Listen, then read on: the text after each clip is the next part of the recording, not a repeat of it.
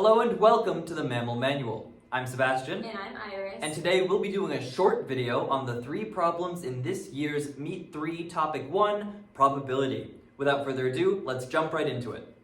Alright, here is the first problem from this year's probability section. 11 chips with numbers 2, 3, 5, 6, 8, 10, 11, 12, 14, 18, and 20 are placed in a bag. Chelsea draws one chip at random. What is the probability that she draws a chip with a multiple of 3 on it? Alright, so they were starting us off easy with this problem. Multiples of 3, so all we have to do is look at that set of numbers and identify the multiples of 3. Well, 3 is a multiple of 3, 6 is a multiple of 3, 12 is a multiple of 3, and 18 is a multiple of 3. So of those 11 numbers, I count 4 multiples of 3. Well, if there are 4 chips that are multiples of 3, and there are 11 chips in total, the probability that she draws a chip with a multiple of 3 on it is simply 4 out of 11. So the answer to this problem was 4 out of 11. It was pretty simple, no need to overthink it. It's like a 30-second problem, and then you're done. Alright, let's move on to the second problem from this year's probability section. Alright, here we go.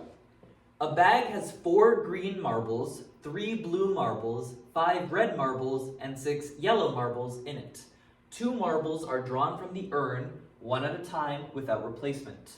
What is the probability that both marbles selected at random are the same color? Alright, so just to point out, this was in the problem originally. It says bag and then it says urn. It doesn't really matter where the marbles are. It won't change the answer to the problem.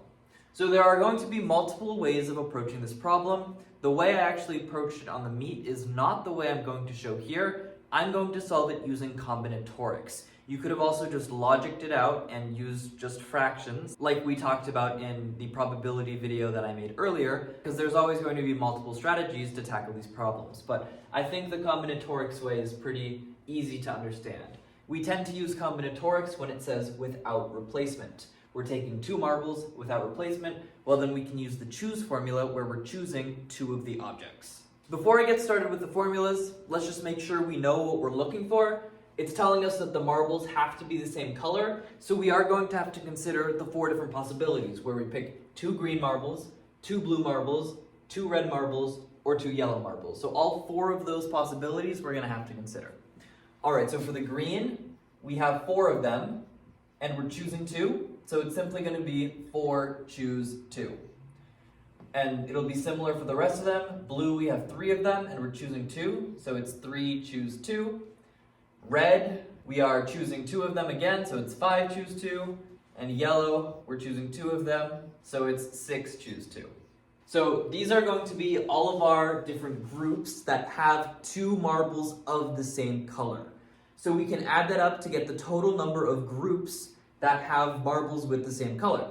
Now, that's going to be the numerator of our fraction. The denominator of our fraction is going to be the total number of groups possible, and that we have to find the number of marbles in the bag / urn. So we just add up these numbers 4, 3, 5, and 6. 4 plus 3 is 7, plus 5 is 12, plus 6 is 18.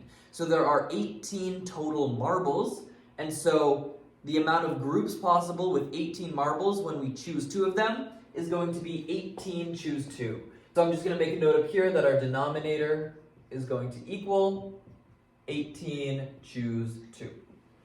Wonderful. Okay, so let's add these up first. 4 choose 2, that's just 4 factorial over 2 factorial 2 factorial, which is 24 over 2 times 2, which is 24 over 4, which is 6. 3 choose 2 is 3 factorial over 2 factorial 1 factorial, which is equal to 6 over 2, which is equal to 3. 5 choose 2, 5 factorial over 2 factorial 3 factorial is equal to 120 over 2 times 6, which is 120 over 12, which is 10. And then 6 choose 2, that's going to be 6 factorial over 2 factorial 4 factorial, which is equal to 720 over 2 times 24, which is equal to 720 over 48, which is equal to 15. Alright, so we found that there are 6 groups for the green marbles, 3 for the blue, 10 for the red, and 15 for the yellow. Adding those up, 6 plus 3 is 9, 9 plus 10 is 19, and 19 plus 15 is 34. So the amount of groups that are going to have 2 marbles of the same color is 34. Okay, so that's our numerator, 34. Now for our denominator, well, 18 choose 2, that would be 18 factorial over 2 factorial times 16 factorial. The 16 factorial would cancel out on top and bottom, leaving us with just 18 times 17. So it would be 18 times 17 on top, divided by 2. So that's going to be 9 times 17. Now, I'm actually not going to multiply 9 times 17 together because there's going to be a nice cancellation that happens if we just keep this separate for now. Okay, so our denominator is 9 times 17. Our numerator is 34. So we currently have the fraction 34 over 9 times 17. Well, 34 we can split up into 2 times 17. So 34 is 2 times 17. Our denominator is 9 times 17. The 17s cancel out, leaving us with 2 ninths. So the answer to this problem is 2 ninths. Now, of course, that's just one way to solve it using combinatorics. You could have also solved it the way I did originally, which was basically to use fractions and deduce the answer. That strategy would have involved saying, okay, well, what's the probability of choosing a green marble? 4 out of 18, and then a second green marble, 3 out of 17, and then you would have had to do that for all of them. For the next one, you would have said 3 out of 18, and then 2 out of 17, and so on and so on. So that's the way I did it originally. You end up getting the same answer. I actually think this is a little bit more of an intuitive way to do it, but both ways, again, get you the same answer. Alright, with that out of the way, let's move on to the final problem of this video. Alright, here's the 5-pointer from this year's probability section. And surprisingly, it's actually not a probability problem. I was expecting something like a binomial probability or one like that infamous Yahtzee problem where you have to consider a bunch of different roles. But no, this was actually a lot simpler. So a person goes to a casino with $128. He plays a game which is double or nothing, which means that he wins as much as he puts down or he loses all of what he puts down. So if I have $10 and I bet $10, if I win, I get $20 because I get my bet and then that same amount. And if I lose, I just lose all of that money. Just to explain what that means. He puts down half of what he has each time he plays. He plays the game 3 times and wins all 3. He decides to continue and loses the next 3 and stops.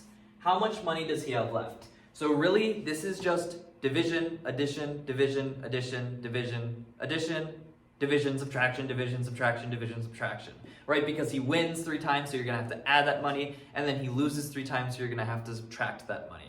He starts with 128. Half of 128 is 64, so he puts $64 down, and he wins it. So then you do 128 plus 64, which is 192. At that point, he puts half of what he has down again. Half of 192 is 96. He wins, so you have to add that money, and you get 288. All right, well then he again puts half of what he has, so that's 144, and then he wins again, so you're gonna have to add 288 and 144, and that equals 432. All right, at this point, he's won 3 times, so the next 3 times he is going to lose. He has 432, half of that is 216, and he loses it. So he's left with half of what he had, which is 216.